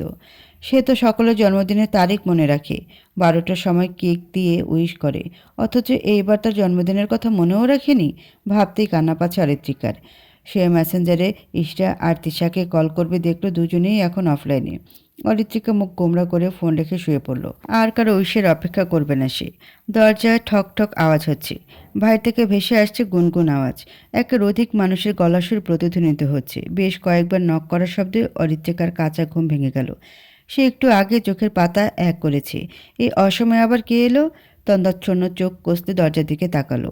মনে হচ্ছে কেউ বাইরে আছে। মা আসেনি তো? আসতেই পারে। আগে অনেকবার রাতে এসে অরিত্রিকাকে দেখে গেছেন সাথী বেগম। আজ সে দরজা লাগিয়ে শুয়েছে, সে কারণে হয়তো নক করছে। সেই ঘুমো ঘুমো চোখে দরজা খুলে কে এসেছে না দেখেই বিছানায় ধপ করে শুয়ে পড়ল। Happy birthday to you, happy birthday to you, happy birthday to you dear Aritrika, happy birthday to you. পরিচিত কয়েকজন মানুষের গলা বার্থডে উইশ শুনে হকচকে উঠল অরিত্রিকা। অন্ধকার রুমে আলো জ্বালানো হয়েছে। সে সামনে তাকাতে খেয়াল করলো সাদাত, ইশরা, অরিন, তানিয়া বেগম, সাথী বেগম দাঁড়িয়ে আছে। অরিত্রিকা বিস্মিত নয়নে সকলের দিকে তাকিয়ে আছে। তার মানে সকলের তার জন্মদিনের কথা মনে আছে। ভাবতেই মন ভালো হয়ে গেল। ইশরা অরিত্রিকাকে চুপচাপ বসে থাকতে দেখে বলল, কী রে, থ মেরে বসে আছিস কেন? আমাদের দেখে খুশি হোসনি? অরিত্রিকা অবাকতা নিয়েই বলল, অরিন আপু আর ইশরা কই থেকে আসলো? সাদাত তাড়া দিয়ে বলল, তোকে পরে বলবো, 12টা বেজে গেছে, কেক কাটতে হবে। অরিত্রিকা আবার মুখ ভার করে বলল, আমি তো ভেবেছি সবাই আমার জন্মদিন ভুলে গেছো। এখন দেখছি কেউ ভুলেনি, বরং আরও দুজন মানুষকে সারপ্রাইজ হিসেবে নিয়ে এসেছো। কিন্তু আইডিয়াটা কার? অরিন অরিত্রিকার কথায় পাত্তা না দিয়ে বলল, পরে জানবি, আগে বিছানা থেকে ওঠ। অরিত্রিকা বিছানা থেকে উঠতেই অরিন তার হাতে রাখা কেকটি বিছানার উপর রাখলো। সাথী বেগম মেয়ের জন্য নিজ হাতে পায়েস বানিয়েছেন, তিনি কেকের পাশে রেখে দিলেন। অরিন সাদাতকে বলল, তোকে টি টেবিল আনতে বলেছিলাম, এনেছিস? সাদাত মাথা চুলকে আমতা আমতা করে বলল, এই রে, ভুলে গেছি, এক্ষুনি আনছি, যা তাড়াতাড়ি। সাদাত দৌড়ে গিয়ে একটা টি টেবিল আনলো। ইশরা আর অরিন কেকটি টেবিলে রাখলো। সাথী বেগম বললেন, একটু পরে আনন্দ কর, আমি অরিত্রিকাকে পায়েস খাইয়ে চলে যাই। সাদাত বলল, তুমিও থাকো চাচি, অনেক মজা হবে। না রে বাপ, তোদের মতো আনন্দ করার বয়স কি আছে আর? অরিত্রিকা আহ্লাদে মাকে জড়িয়ে ধরল। সাথী বেগমও মেয়েকে আগলে নিলেন। কিছুটা সময় পেরোতেই সাথী বেগম আরও তানিয়া বেগমও অরিত্রিকাকে পায়েস খাইয়ে দিয়ে মন থেকে দোয়া করে দিলেন। অরিত্রিকা অল্পতে অনেক খুশি হয়েছে। দুই মায়ের ভালোবাসা পেয়ে নিজেকে ধন্য মনে হচ্ছে। জন্মদিনের আনন্দ সকলের সাথে ভাগ করে নেওয়া, তাও আলাদা ভালো লাগা কাজ করে। অরিত্রিকা জানে তানিয়া বেগম তাকে মেয়ের মতো স্নেহ করে। বাড়ির ছোট সদস্য বলে সব কিছুতেই তার ভাগ রয়েছে। সকলের ভালোবাসা কয়জন পায়? পরিবারের সকলের ভালোবাসার মধ্যমণি হয়ে থাকা সত্যি ভাগ্যের ব্যাপার। সাথী বেগম আর তানিয়া বেগম দেরি করলেন না, নিজ রুমে চলে গেলেন। অরিত্রিকা বারবার দরজার দিকে তাকাচ্ছে। তার কল্পপুরুষ আজও কি আসবে না? সকলেই তো এখানে আছে, উনি আসলে কি এমন হতো? মন বলছে সারান ভাই আজ এই স্পেশাল দিনে তার সাথে থাকুক। কিছু মুহূর্ত সুন্দর, সবাই মিলে উপভোগ করতে পারবে সকলে মিলে। অবদ্ধ মন বলছে হাত ধরে টেনে নিয়ে আসতে, কিন্তু ওই যে সাহস নেই। অরেন কেকের বক্স ওপেন করতেই কেকের উপর লেখা নামটা দেখে তার ভ্রু কুঁচকে গেল। সে চুপ করে এক ধ্যানে তাকিয়ে রইল। অরেনকে থ মেরে থাকতে দেখে সাদাত বলল, কি হয়েছে, এভাবে কেকের দিকে তাকিয়ে আছো কেন আপু? অরেন নড়েচড়ে উঠে বলল, নামটা চেঞ্জ হলো কিভাবে? সাদাত বলল, কেন, ঠিকই তো আছে, happy birthday to dear Fairuz. আমরা তো সবাই অরিত্রিকা বলে ডাকি, তাই সেই হিসেবে নামটাও অরিত্রিকা লিখতে বলা হয়েছিল। এখন থেকে নামও চেঞ্জ আর কেকের ফ্লেভারও চেঞ্জ। ইস্টার গোয়েন্দা মনোভাব জেগে উঠেছে। সে সন্ধ্যান দৃষ্টিতে অরিত্রিকার দিকে তাকালো। অরিত্রিকা কিছু না বুঝে অবুঝের ন্যায় কথা শুনে যাচ্ছে। তাহলে কি কেক চেঞ্জ হয়ে গেছে? অরিত্রিকা অরিনকে জিজ্ঞেস করলো, আপু কেমন কেক অর্ডার করেছিলে? ভ্যানিলা ফ্লেভার, আর তোর নাম অরিত্রিকা লিখতে বলেছিলাম। এখানে তো চকলেট ফ্লেভার আর ফাইরুজ লেখা। ফাইরুজ তো আমায়। অরিত্রিকা আর কিছু বলতে পারল না, তার কথা আটকে গেল। সে যা ভাবছে সেটাই কি তাহলে সত্যি? সারহান অরিত্রিকাকে মাঝে মাঝে ফাইরোজ বলে ডাকে। তাহলে সারহান ভাই তার স্পেশাল দিনে নিজের পছন্দসই কেক অর্ডার করেছেন? ভাবতেই বাকরুদ্ধ হয়ে গেল অরিত্রিকা। বুকের মাঝে অদ্ভুত অনুভূতি আন্দোলন শুরু করে দিয়েছে। সে দরজার দিকে তাকাতেই নড়ে চড়ে ওঠা পর্দার ফাঁকা হতে আবছা কারো ছায়া দেখল। সে ধীর পায়ে এগিয়ে গেল ছায়ামূর্তির দিকে। দরজার কোণে এসেই কম্পনরত কণ্ঠে অরিত্রিকা ডেকে উঠল, সারহান ভাই। সময় কখনো কারোর জন্য থেমে থাকে না। নদীর স্রোতের ন্যায় সময়ও প্রবাহমান। চোখের পলকে দেখতে দেখতে কেটে গেছে 15 দিন। সকলের জীবন তাদের স্বাভাবিক নিয়মে অতিবাহিত হচ্ছে, কিন্তু অরিত্রিকার ক্ষেত্রে সম্পূর্ণ আলাদা। আগে থেকে কেমন চুপচাপ হয়ে গেছে। আগের মতো চঞ্চলতা নেই তার মাঝে। উচ্ছ্বাস উদ্দীপনা কোনো কিছুই তার ভাবভঙ্গিতে ফুটে ওঠে না। সারাক্ষণ রুমবন্দি করে রাখে নিজেকে। নিশ্চুপ মনমরা উদাসীন ভঙ্গিতে সময় কাটে তার। বাড়ির সকলের সাথেও কথাবার্তার পরিমাণ অনেকটা কমে গেছে। সবাই কারণ জানতে চাইলে তখনও অরিত্রিকা নিশ্চুপ থাকে। আপাতত অরিন অসুস্থ, তাই অরিত্রিকার এমন আজব ব্যবহার কেউ আমলে নিচ্ছে না। অন্য সময় হলে কি হয়েছে তা সাথী বেগম মেয়ের থেকে জেনে নিতেন। অরিত্রিকা ক্লান্ত শরীরে সোফায় গায়ে এলিয়ে দিয়ে বসে আছে। চক্ষুদে তার বন্ধ। বাহির থেকে আশায় ঘেমে নিয়ে একাকার অবস্থা প্রায়। ঘরমুক্ত শরীরে জামাও বিচ্ছিরিভাবে আটকে আছে। প্রচণ্ড রোদে মুখ লালচে বর্ণ ধারণ করেছে। কপাল বেয়ে পড়ছে নোনা পানির কণা। বাইরের আবহাওয়া আজ অনেক উত্তপ্ত। মনে হচ্ছে বৈশাখ মাসের কাঠফাটা রোদ। চারিদিকে যেন অন্ধকার দেখছে সে।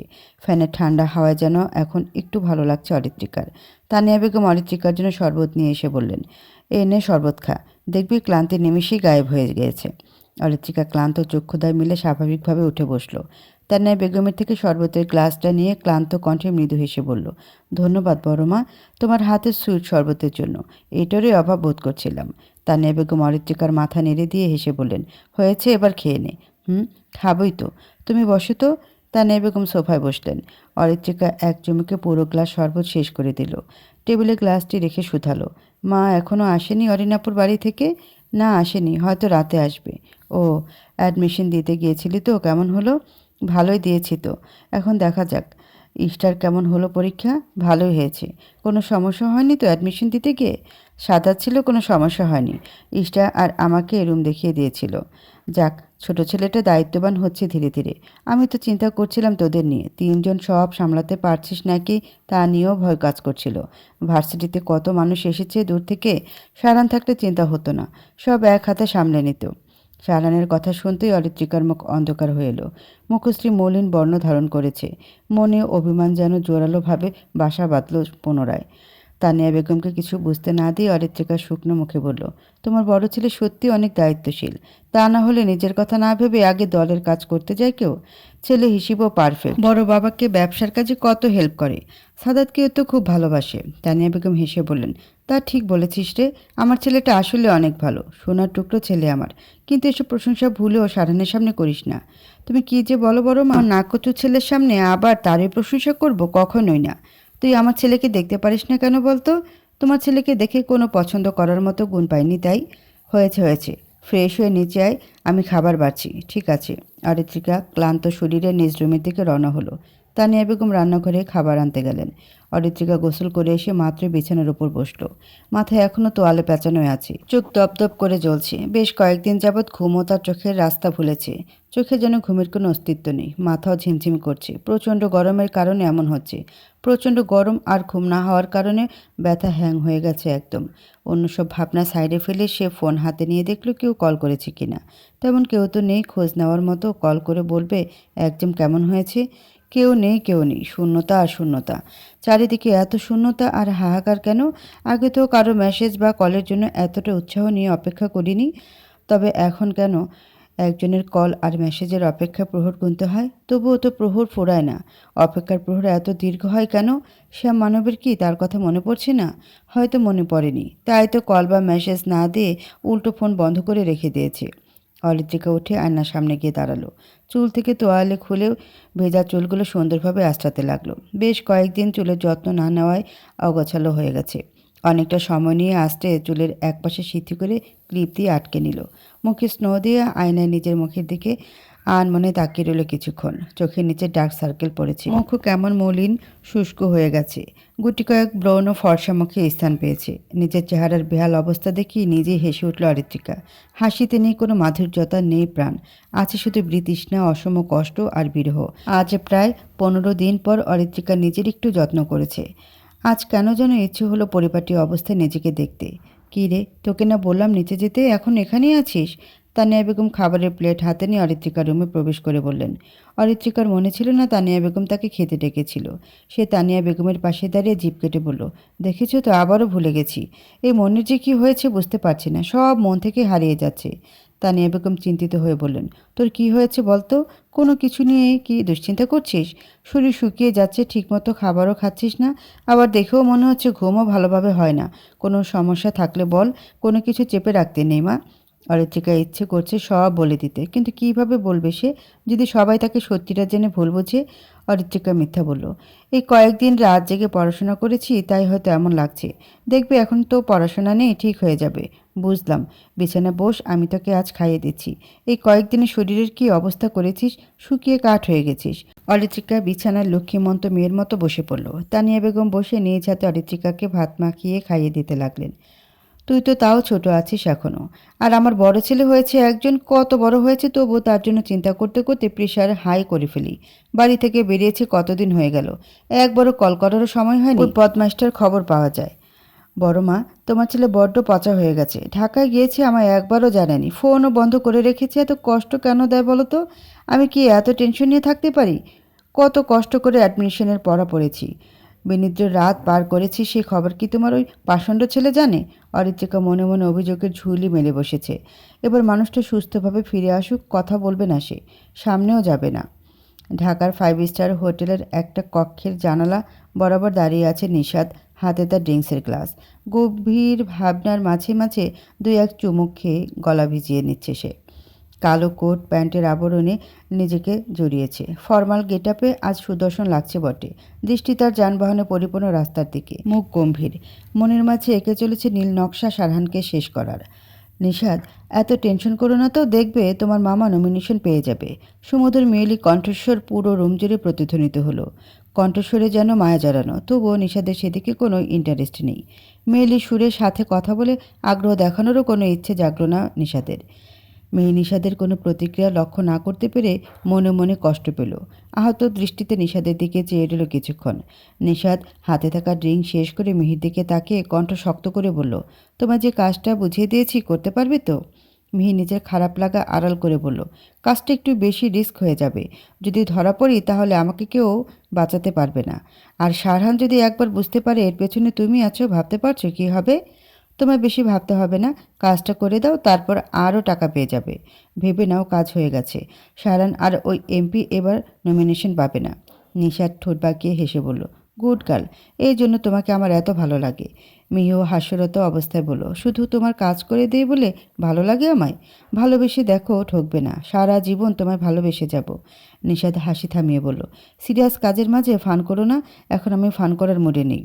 মিহি চেয়ার টেনে আরাম করে বসে বলল, মরিচাকার পেছনে ছোটো না নিশাদ, আমার মন বলছে তুমি তাকে পাবে না, কিন্তু তুমি যেদিকে হাত বাড়িয়েছ তা তোমার জন্য খুবই খারাপ কিছু বয়ে আনবে। দেখো, আমি অরিত্রিকাকে যে কোনো মূল্যে চাই। আমার পাখি এখন অন্যজনের বক্ষে বাসা বানানোর জন্য মরিয়া হয়ে উঠেছে। কিভাবে তা দেখেও চুপ করে থাকবো? চেয়েছিলাম জোর করে কোনো কিছু করব না, এখন এটা ছাড়া আর কোনো উপায় দেখছি না।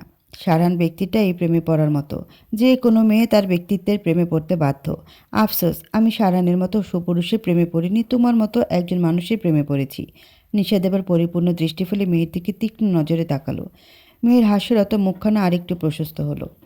টপস আর জিন্স পরিহিত লাবণ্যময় মেয়েটিকে মোটেও মন্দ লাগে না নিশাদের কাছে। যেখানে মানুষ নিজেকে সুন্দর দেখানোর জন্য মেকআপ দ্বারা মুখে আস্তরণ তৈরি করে, সেখানে মিহি নিজেকে সিম্পলভাবে রাখতে বেশি পছন্দ করে। চুল আধুনিক মেয়েদের মতো কালার করা নয়, কালো কোমর ছাড়িয়ে চুল। নিশাদ জানে মিহি তাকে ভালোবাসে, কিন্তু সে তো আরেকজনকে চায়। মিহিকে নিজের কাজের হাতিয়ার হিসেবে ব্যবহার করছে শুধু। নিশাদ দীর্ঘ শ্বাস ফেলে বলল, আমাকে নিয়ে স্বপ্ন দেখো না মিহি। এই যে কাজটা হয়ে গেলে তুমি আবারও তোমার দেশে ফিরে যাবে। আমাদের আবার কবে দেখা হবে সেটাও অজানা।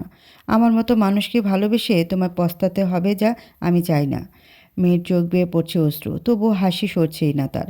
সে হেসেই বলল, তোমার পিছে আমি 5 বছর ধরে পড়ে আছি, ভালোবাসি তোমায়। দেখো, তুমি যে অরিত্রিকাকে ভালোবাসো তা জেনেও নির্লজ্জের মতো এখনও তোমার পিছনেই পড়ে আছি। আমায় একটু ভালোবাসলে না কেন বলো তো নিশাদ? নিশাদ উত্তর দিল না। সে মেয়ের দিকে সূক্ষ্ম নজরে একবার তাকিয়ে আবারও থাই গ্লাস ঠেলে ব্যস্ত নগরী দেখতে লাগলো। চলন্ত গাড়ির দিকে তাকিয়ে বিড়বিড় করে বলল, তোমার আর আমার পথ সম্পূর্ণ ভিন্ন মিহি। তোমার সাথে জড়িয়ে তোমার বরবাদ করতে চাই না। আমি যে প্রতিশোধের নেশায় মজেছি সেখান থেকে বেরোনো কষ্টসাধ্য। তোমায় আমি ভালোবাসি না, কিন্তু তোমার চোখের অশ্রু আমার সহ্য হয় না।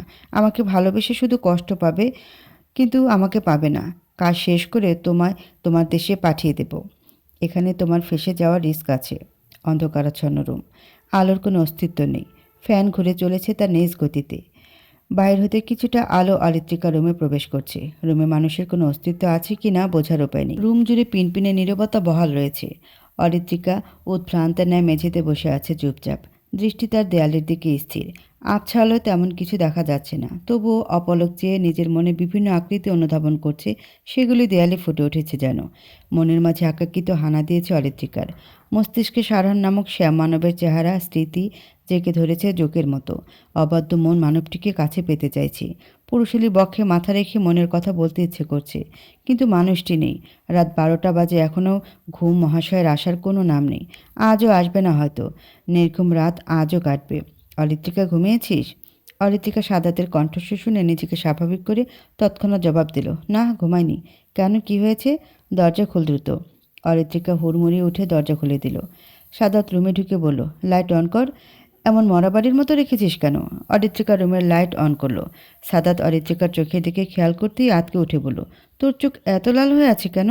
আবারও কেঁদেছিস? অরিত্রিকা আমতা করে বলল, আরে না, মাথা ব্যথা করছিল। এখন বল, কেন এসেছিস?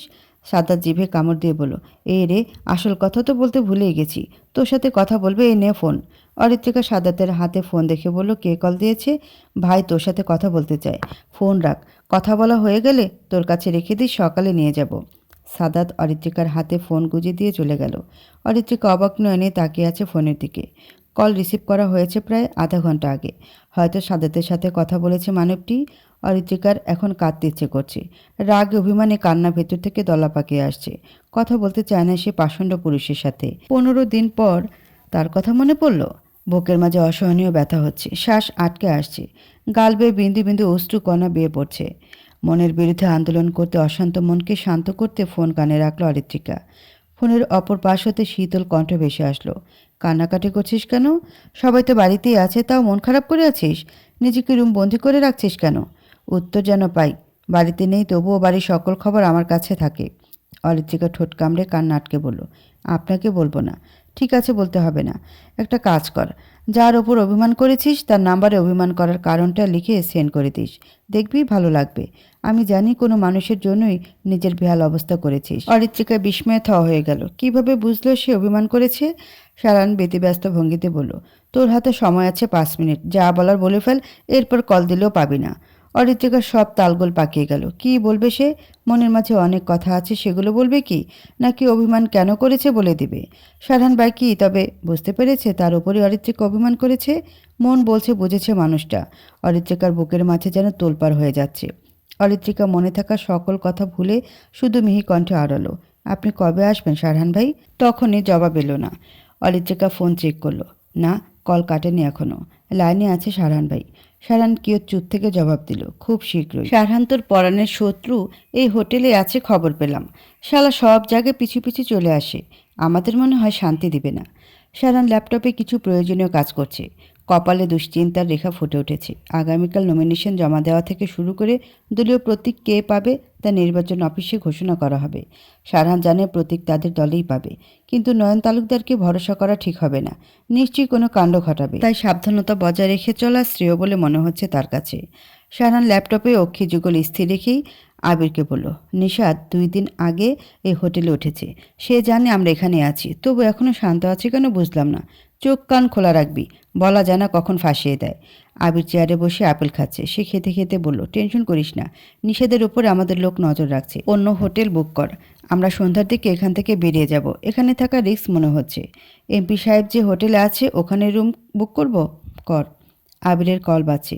সে খাওয়া থামিয়ে কল রিসিভ করলো। ফোনের অপর প্রান্তে হোটেলের রিসেপশন হতে কেউ একজন কল করেছে।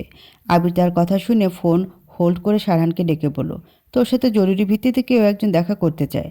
বলল, খুব আর্জেন্ট, দেখা করবে কি? সারহানের ভ্রু কুঁচকে গেল। ঢাকায় আবার তার সাথে কে দেখা করতে চায়? কোনো রাজনৈতিক নেতা নাকি অন্য কেউ? সারহান কিছুক্ষণ ভেবে বলল, কোথায় দেখা করবে? এখানেই, নিচে দাঁড়িয়ে আছে। ঠিক আছে, আসতে বল। আবির আসার অনুমতি দিয়ে কল কেটে দিল। ফোন পকেটে পুরে বলল, এই সময় আবার কে দেখা করার জন্য আসছে? হয়তো কোনো পরিচিত কেউ। প্রায় 10 মিনিট পর হোটেল রুমের কলিং বেল বেজে উঠল। সারহান ল্যাপটপ বন্ধ করে আবিরকে বলল দরজা খুলে দেওয়ার জন্য। সে ফ্রেশ হতে ওয়াশরুমে চলে গেল। আবির সময় নষ্ট না করে দ্রুততার সহিত দরজা খুলে দিল। দরজা খুলে অপরিচিত একজন শাড়ি পরিহিত মেয়েকে দেখে আবির ভরকে গেল। বুকে ফু দিয়ে সে আশেপাশে তাকিয়ে দেখল কেউ আছে কিনা। নেই। এই মেয়ে কী করছে এখানে? এক্সকিউজ মি মিস্টার, এটা সারহান ইদায়াত চৌধুরীর বুকড করা রুম? আবির এতক্ষণ পর বুঝলো সারহানের সাথে কোনো ছেলে নয়, বরং কোনো মেয়ে দেখা করতে এসেছে। অচেনা মেয়ের সুরেলা কণ্ঠ শুনে আবিরের তো মনে ডাকঢোল পেটানো শুরু হয়ে গেছে। আহা, এই মেয়েটাও যদি তার গার্লফ্রেন্ড হতো না, বউ হলে মন্দ হতো না। কতটা মার্জনীয় পোশাক, দেখতেও তেমনই ভদ্র নম্র সুন্দরী। আবির মাথা চুলকে বোকা বোকা হেসে বলল, ইয়েস, এটা সারহানের রুম, ভেতরে আসুন। আবির রুমের দরজা থেকে সরে দাঁড়াতেই মেয়েটি রুমের ভেতর প্রবেশ করলো। আবির দরজা আটকালো না আর, আদৌ খোলা রাখলো দরজা।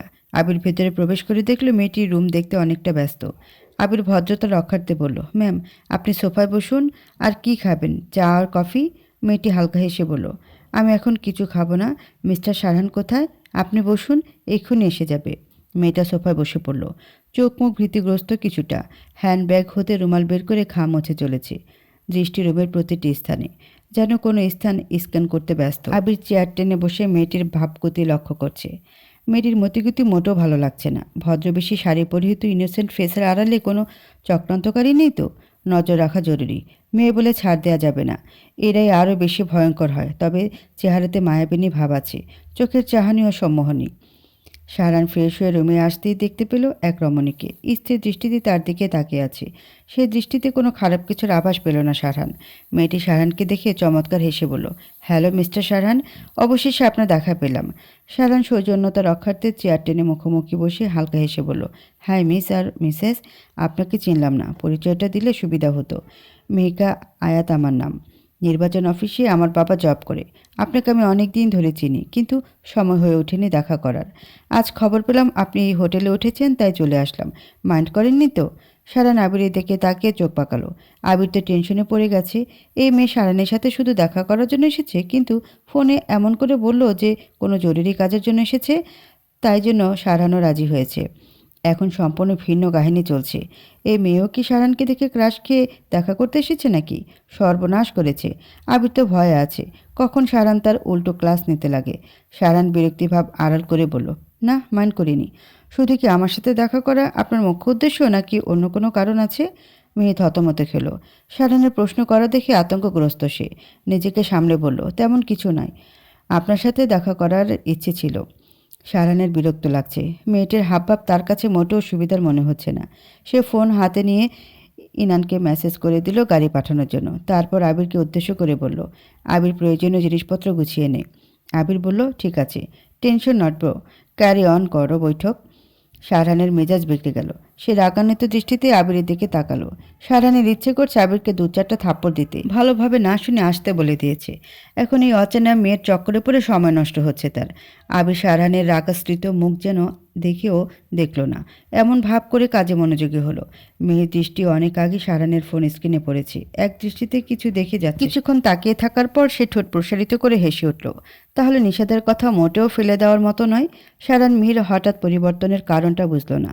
মিহি হাস্যরত অবস্থায় বলল, আপনার ফোনের ওয়ালপেপারে যে রমণীর ছবি দৃশ্যমান, সে নিঃসন্দেহে ভাগ্যবতী, কারণ আপনার মতো একজন সুপুরুষ তার ভাগ্যে রয়েছে। মেয়েটি কিন্তু মাশাল্লাহ, আপনাদের দুজনের জুটি দারুণ মানাবে। সারান ভ্রুকুচকে নিজ ফোনের দিকে তাকালো। লাল শাড়িতে হালকা সাজে খোলা চুলে হাস্যরত রমণীর মুখ ভেসে উঠল চক্ষুপটে। মুহূর্তে সব বিরক্তি যেন কোথাও উধাও হয়ে গেল। মনের মাঝে শান্তি অনুভব হচ্ছে তার। ফোন নিজ পকেটে রেখে সারান মিহিকে গুরুগম্ভীর কণ্ঠে বলল, পার্সোনাল বিষয় নিয়ে আমি কাউকে কোনো কথা বলতে ইন্টারেস্টেড নই। Don't mind please. আমার সাথে আপনার সাক্ষাৎ হয়ে গিয়েছে, আর কোনো কথা থাকলে দ্রুত শেষ করুন, আমাদের একটু পর বেরোতে হবে। মেহির কৌতূহলী হয়ে জানতে চাইল, কোথায় যাবেন? নিউ হোটেল বুক করেছি সেখানে। মিহির হাসি মুখখানা চুপসে গেল। সারহান চলে গেলে তো তার কাজ হবে না, কিন্তু কোনো উপায় নেই এখানে আটকে রাখার। নিষাদকে কল করে দ্রুত জানাতে হবে বিষয়টা, আর এখানে দেরি করা যাবে না, এখান থেকে যেতে হবে তাকে। মেয়ে হন্তদন্ত হয়ে সারহানকে বলে রুম থেকে বেরিয়ে গেল। সারহান মেয়েকে হন্তদন্ত হয়ে চলে যেতে দেখে ঠোঁট বাঁকিয়ে হাসলো। আবির সারহানকে অবাক হয়ে বলল, মেয়েটি চলে গেল কেন? সারহান মুখ গম্ভীর করে বলল, মেয়েটি অন্য কোনো উদ্দেশ্যে এসেছিল, হয়তো নিষাদের স্পাই।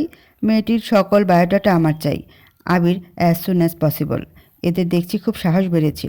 কাজ হয়ে যাবে, তার আগে একটা কথা জানার ছিল। বল, তোর ফোনের ওয়ালপেপারে কার ছবি দেওয়া?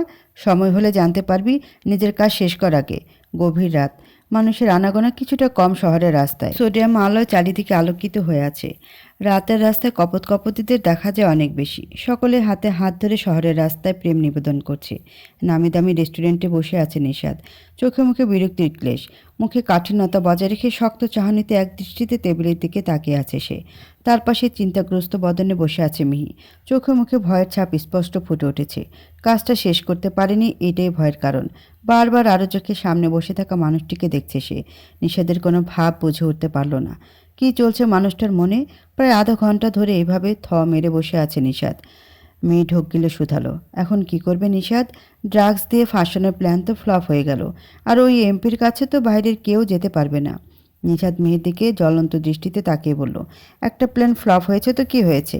প্ল্যান বি অনুযায়ী কাজ শুরু করতে হবে। মেয়ে ঠোঁট ভিজিয়ে বলল, কি করতে হবে আমাকে? নিষাদ পানির গ্লাস নাড়তে নাড়তে বলল, তোমার কোনো কাজ আর নেই। নিজের দেশে ফিরে যাওয়ার প্রস্তুতি শুরু করে দাও, তোমার এখানে আর কাজ নেই। মিহি নিষাদের দিকে করুণ দৃষ্টিতে তাকালো। এই মানুষটা তার মন কেন বোঝে না? চোখের সামনে অন্যায় করতে দেখেও চুপ থাকে সে। ভালোবাসার মানুষটিকে অন্যায়ের দিকে ধাবিত হওয়া থেকে সে আটকাতে পারছে না। সে ভালোবাসার মানুষটিকে ভালো করতে ব্যর্থ। মিহি সাহস করে নিষাদের পুরুষালী হাত নিজের হাতের মুঠে আবদ্ধ করলো। নিষাদ মিহির হাতের স্পর্শে অবাক হয়ে তাকালো। সে ভেতরে ভেতরে অনেকটাই চমকে গেছে। যে মেয়ে তাকে দেখে ভয়ে সিটিয়ে থাকতো, আজ হাত ধরেছে। মিহির চোখে অশ্রু টলমল করছে। নিষাদ কিছু বলতে গিয়েও থেমে গেল। মিহি নিষাদের চমকে ওঠা বুঝতে পেরে কম্পনরত সুরে বলল, সরি নিষাদ, তোমার অনুমতি ব্যতীত হাত ধরার জন্য। কি করব বলো? তোমার ছোঁয়ায় লোভ সামলাতে পারলাম না। আজই হয়তো তোমার সাথে এতটা কাজ হতে আমার শেষ কথা। একটা কথা বলি, তুমি একটু ভেবে দেখো। প্লিজ নিজেকে অন্যায় কাজে জড়িও না। এসব থেকে দূরে সরে আসো। নিজের জীবন নিজ হাতে ধ্বংস করো না। মা বাবার কথা ভেবে এগুলো থেকে বিরত থাকো। নিজের জীবন নিজ হাতে গুছিয়ে নাও। নিজেকে সময় দাও। নিষাদ হাত ছাড়িয়ে রাশভারী আওয়াজে বলল, একদম ঘরের বউর মতো বিহেভ করবে না আমার সাথে। এমন আচরণ করে কি বোঝাতে চাও? তুমি আমায় অনেক ভালোবাসো। আই নো ভালোবাসাও আমায়, বাট আমি অরিত্রিকাকে চাই। I like her so much. Please আমার সামনে নিজের ফিলিংস দেখাতে আসবে না। তুমি তোমার মতো থাকো, আমায় আমার মতো থাকতে দাও। মিহি অশ্রুসিক্ত নয়নে তাকিয়ে বলল, তোমার লাইফে যে মিহিকা বলে কেউ ছিল ভুলে যেও। আর কখনো তোমার সাথে আমার দেখা না হোক এই কামনা করছি। ভালো থেকো নিষাদ, খুব ভালো থেকো। শেষবারের মতো বললাম, I love you so much. Take care of yourself, bye. মিহি আর এক মুহূর্ত রেস্টুরেন্টে অবস্থান করলো না। কাঁদতে কাঁদতে বেরিয়ে গেল সেখান হতে। নিষাদ নির্লিপ্ত ভঙ্গিতে তাকিয়ে রইল মিহির যাওয়ার দিকে। মিহির কথা ভেবে বুক চিরে দীর্ঘশ্বাস বেরিয়ে এলো তার। মিহি কেন বোঝে না সে তাকে ভালোবাসে না, তবুও পিছে পড়ে আছে। আসলে দুনিয়াটা এমনই, সে যাকে চায় সে তাকে চায় না, অথচ অন্য একটা মেয়ে তাকে পাওয়ার জন্য মরিয়া হয়ে উঠেছে। নিষাদের খেয়াল হলো এখন তো রাত 12টা পেরিয়ে গিয়েছে। ঢাকা শহরে রাতের বেলা চলাচল খুবই রিস্কের। একা একা এই অবুঝ মেয়েটা কোথায় গেল? নিষাদ সময় নষ্ট না করে মেহিকে খুঁজতে গেল। আজ অরিত্রিকার ঘুম পরিপূর্ণ হয়েছে। মনে হচ্ছে কতদিন পর তৃপ্তি সহকারে আরামে ঘুমিয়েছে সে। এতটাই ঘুমিয়েছে যে কখন দুপুর পেরিয়ে গেছে বুঝতেও পারেনি। এটা যে সারহানের সাথে কথা বলার সাইড এফেক্ট ভালো করেই বুঝতে পেরেছে সে। মনও খুশি খুশি লাগছে, মাথাও আজ ভারমুক্ত লাগছে। আর মোরা ঘুম থেকে উঠে বিছানার সাথে বিদায় অনুষ্ঠান শেষ করে ফ্রেশ হয়ে নিল সে।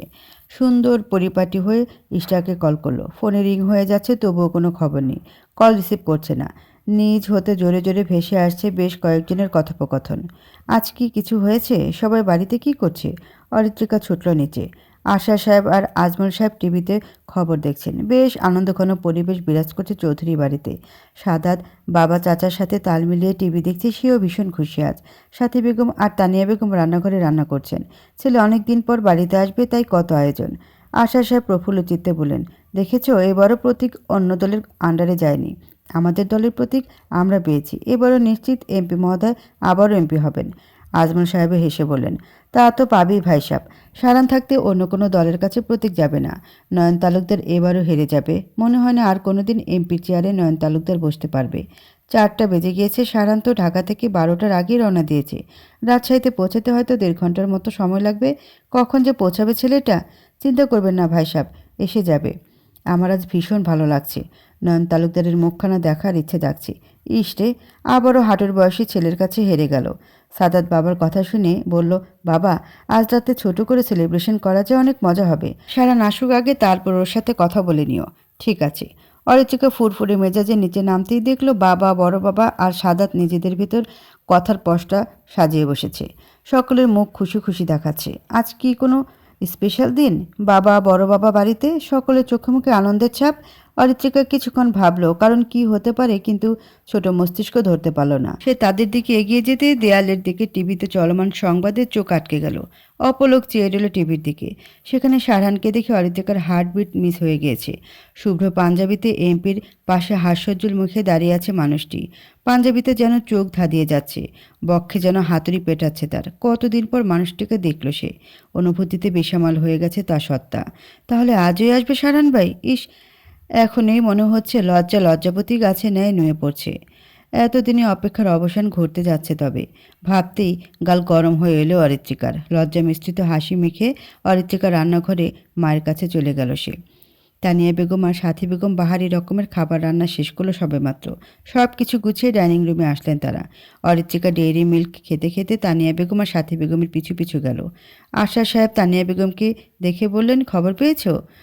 তোমার ছেলে ঢাকা হতে রওনা দিয়েছি। তানিয়া বেগম বললেন, শুনেছি তোমার আগে ছেলে আসছে, তাই তো ভালো মন্দ পদে রান্না করলাম 2 যা মিলে। বাহ, তাহলে তো ভালোই। আজ কবজি ডুবিয়ে সবাই মিলে ভোজন করব। ইনান আর আবিরকেও আসতে বলবো। তোমার চিন্তা করতে হবে না, আমি ওদের আগে বলে দিয়েছি। ভালোই করেছো। এই না হলে আমার গিন্নি। তানিয়া বেগম আরশাদ সাহেবকে দাঁতে দাঁত চেপে বললেন, সকলে আছে, ভদ্র হয়ে কথা বলো। জি মহারানী। আরশাদ সাহেবের ফোন ভাইব্রেট হচ্ছে। তিনি ফোন হাতে নিয়ে নাম দেখে সবাইকে বললেন, সারহান কল দিয়েছে। তানিয়া বেগম তাড়া দিয়ে বললেন, তাড়াতাড়ি কল ধরো। আরশাদ সাহেব কল রিসিভ করে বললেন, আসসালামু আলাইকুম আব্বা। ফোনের অপর প্রান্ত হতে ভেসে আসলো কিছু কথা, যা শুনে আরশাদ সাহেবের মুখ থমথমে হয়ে গেল। হাত হতে ফোন ছিটকে পড়ল মেঝেতে। ফোন ভেঙে টুকরো টুকরো হয়ে গেল চোখের পলকে। ডাইনিং রুমে সকলে আতকে উঠল। তানিয়া বেগম আতঙ্কিত হয়ে জিজ্ঞেস করলেন, কি হয়েছে? তুমি এমন করে বসে রইলে কেন? সারহান কি বললো বলো? আশা সাহেব কিছু না লুকিয়ে ভেজা কণ্ঠে বলে উঠলেন, সারহানের গাড়ি নাটোর রোডে অ্যাক্সিডেন্ট করেছে। Breaking news. আজ বিকাল 4:30 ঘটিকায় নাটোর রোডে রাজশাহী সিটি 1-এর এমপির পার্সোনাল গাড়ি অ্যাক্সিডেন্ট হয়েছে। ঘটনাস্থলে এমপি মহোদয় সহ দলের আরও 2জন ব্যক্তি নিহত হয়েছেন। বেশ কয়েকজন গুরুতর আহত হয়েছে। তাদের সকলকে রাজশাহী মেডিকেলে জরুরি বিভাগে ভর্তি করা হয়েছে। প্রতিটি টিভি চ্যানেলে অ্যাক্সিডেন্টের খবর দেখাচ্ছে। দেশ জুড়ে নতুন উত্তাপ ছড়িয়েছে। একজন এমপির মৃত্যুতে দেশের নেতাকর্মীরা যেন মরিয়া হয়ে উঠেছে। কেউ সোশ্যাল মিডিয়াতে দুঃখ প্রকাশ করছে, কেউ বা শোক প্রকাশে ব্যস্ত। প্রেস, মিডিয়া এমপির বাড়িতে যেন হুমড়ি খেয়ে পড়েছে। এদিকে চৌধুরী বাড়ির সামনে ভিড় জমিয়েছে সাংবাদিকরা। তাদের ভেতরে কেউ ঢুকতে দিচ্ছে না। সিকিউরিটি গার্ড মেইন দরজা তালাবদ্ধ করে রেখেছে। তানিয়া বেগম ছেলের শোকে মূর্ছা যাচ্ছেন। কান্না করতে করতে অসুস্থ হয়ে পড়েছেন। সাথে বেগমও কান্না করেই যাচ্ছেন। তবুও নিজেকে সামলে তানিয়া বেগমকে সান্ত্বনা দিতে ব্যস্ত তিনি। সন্তানের কোনো খোঁজ পাওয়া যাচ্ছে না। কী অবস্থায় আছে এসব শুনে যে কোনো মা ভেঙে পড়বে। সাথী বেগম সারহানকে নিজের ছেলের মতোই দেখেন। ছেলেটা যে কী অবস্থায় আছে এই নিয়ে দুশ্চিন্তাগ্রস্ত সময় পার করছেন। ইসমে বেগম সারহানের খবর শুনে কাজকর্ম ফেলে ইশরাকে সাথে নিয়ে চলে এসেছেন। আসতেই দেখতে পেলেন তানিয়া বেগমের বিধ্বস্ত অবস্থা। দেখে হু হু করে তার মন কেঁদে উঠল। ইসমে বেগমের মন। তিনি সদর দরজা পেরিয়ে ডাইনিং রুমে এসে তানিয়া বেগমের পাশে বসলেন। ইসমে বেগম করুণ সুরে বললেন, ভাবি একটু শান্ত হন, দেখবেন সারহানের কিছু হয়নি, একদম ঠিক আছে। তানিয়া বেগম উচ্চ সুরে কেঁদে উঠলেন। কান্নারত কণ্ঠে বললেন, আমার ছেলে ভালো নেই, আমার সারহানের কাছে নিয়ে চলো। আমার সোনা টুকরো ছেলে, ওর কিছু হলে আমি মরে যাব। আমাকে আমার ছেলের কাছে নিয়ে যাও। ভাবি, আমরা যাব তো সারহানের কাছে, একটু শান্ত হন। ইসমা বেগম আশেপাশে তাকিয়ে সাথী বেগমকে জিজ্ঞেস করলেন, বড় ভাই আর ছোট ভাই কোথায়? সাথী বেগম অশ্রু মুছে বললেন, সারহানের খোঁজে বেরিয়েছে, এখনও খবর পাওয়া যায়নি। সারহানের সাথে আবির ছিল, কিন্তু ওর ফোনও বন্ধ। আরও কয়েকজনকে কল করা হয়েছে, কেউ ফোন তুলছে না। শুধু নাটোরে অ্যাক্সিডেন্ট হয়েছে এটাই খবর পাওয়া গেছে। ইস্টার ডাইনিং রুমে অরিত্রিকাকে না দেখতে পেয়ে অবাক হলো। এই মেয়ে গেল কোথায়? নিচে সবাই কান্না করছে আর অরিত্রিকা অনুপস্থিত। ইস্টার সাথী বেগমকে জিজ্ঞেস করলো, মামি অরিত্রিকা কোথায়? হয়তো রুমে আছে। মেয়েটা যে কখন গেল এখনো নিচে আসলো না। ইস্টার আর দেরি করলো না, দ্রুত পায়ে হেঁটে গেল অরিত্রিকা রুমের দিকে। না জানি মেয়েটা কি করছে। ইস্টার অরিত্রিকা রুমের সামনে আসতেই দেখতে পেল দরজা বন্ধ। সে হালকা করে দরজা ধাক্কা দিল, ধাক্কা দিতেই দরজা তখনই খুলে গেল। ইস্টার সময় নষ্ট না করে রুমে ঢুকতেই দেখতে পেল অরিত্রিকা মেঝেতে এলোমেলো অবস্থায় পড়ে আছে। ইস্টার চোখের সামনে এমন দৃশ্য দেখে ভয় পেয়ে গেছে। সে হন্তদন্ত হয়ে ছুটে গেল অরিত্রিকার কাছে। অরিত্রিকার মাথা বরাবর বসতেই দেখল অরিত্রিকার মুখ ফিকাশে হয়ে গেছে, চোখ মুখও মলিন, জীর্ণ শীর্ণ হয়ে আছে। ইস্টার আতঙ্কগ্রস্ত হয়ে অরিত্রিকাকে মৃদু ধাক্কা দিয়ে ডাকতে লাগলো, এই অরিত্রিকা ওঠ, কি হয়েছে? আমার কথা শুনতে পাচ্ছিস? এই বোন ওঠ না প্লিজ, তোর অবস্থা দেখে আমার ভয় লাগছে। অরিত্রিকার কোনো সারা শব্দ না পেয়ে ইস্টা আরও বেশি ভয় পেয়ে গেল। অরিত্রিকা তো চোখ খুলছে না, নিশ্চয় চেতনা হারিয়েছে। এখন কি করবে সে? মাথা কাজ করছে না তার। ইস্টা অরিত্রিকার হাত ধরতে দেখলো শরীর ঠান্ডা হয়ে আসছে। ইস্টা তরিতে বেগে অরিত্রিকার হাতের তালু ঘষতে লাগলো। কিছুটা সময় পেরিয়ে গেলেও অরিত্রিকা প্রতিক্রিয়াহীনভাবে চোখ বন্ধ অবস্থায় পড়ে আছে। ইশরা উপায় না পেয়ে সাদাতকে ডাকলো বেশ কয়েকবার। পড়ার টেবিল হতে পানির বোতল খুলে অরিত্রিকার মুখে ছিটাতে লাগলো। সাদাত ইশরার গলা পেয়ে অরিত্রিকার রুমে এসে দেখলো অরিত্রিকা অচেতন অবস্থায় পড়ে আছে। সাদাত দৌড়ে এসে ভয়ার্ত কণ্ঠে বলল, কি হয়েছে অরিত্রিকার? ওর এমন অবস্থা হলো কি করে? আমিও জানি না, এসেই দেখি এমনভাবে মেঝেতে পড়ে আছে। ডাক্তার ডাকবো? দ্রুত কল করো ডাক্তার আঙ্কেলকে। সাদাত দ্রুততার সহিত পকেট হতে ফোন বের করে কল দিবে এমন সময় অরিত্রিকা নড়ে চড়ে উঠল। দুর্বল চোখে চারিপাশে তাকিয়ে জোরে জোরে শ্বাস টেনে উঠে বসল। দু হাতের চুল খামচে ধরে এক দৃষ্টিতে মেঝের দিকে তাকিয়ে রইল সে। সাদাত ফোন পকেটে পুরে বলল, অরিত্রিকা তুই ঠিক আছিস? অরিত্রিকা তাকালো ব্যথাতুর দৃষ্টিতে, চক্ষুদায় হতে পড়ছে অশ্রু। গাল বেয়ে অশ্রু মেঝেতে পড়ছে টপটপ করে। উগড়ে আসছে কান্নার দল। অতিরিক্ত কান্নার ফলে চোখ ফুলে লাল হয়ে গিয়েছে। অরিত্রিকা এলোমেলো চুলগুলো পেছনে ঠেলে চুপ করে থ মেরে বসে রইল। কিছুই ভালো লাগছে না তার। ইস্টা পানির বোতল মেঝেতে রেখে অরিত্রিকাকে হালকা ধাক্কা দিয়ে বলল, অরিত্রি কথা বল বোনু, এমন চুপ করে আছিস কেন? হঠাৎ কি হয়েছিল তোর? জানিস কতটা ভয় পেয়ে গিয়েছিলাম। একদিকে তোর এই অবস্থা, অপরদিকে সারান ভাইয়েরও অ্যাক্সিডেন্টের খবর। কি যে হচ্ছে বুঝতে পারছি না। অরিত্রিকা ইশরার দিকে তাকিয়ে ঝিমিয়ে যাওয়া কণ্ঠে শুধালো, সারান ভাইয়ের কি অবস্থা? উনি ঠিক আছেন তো?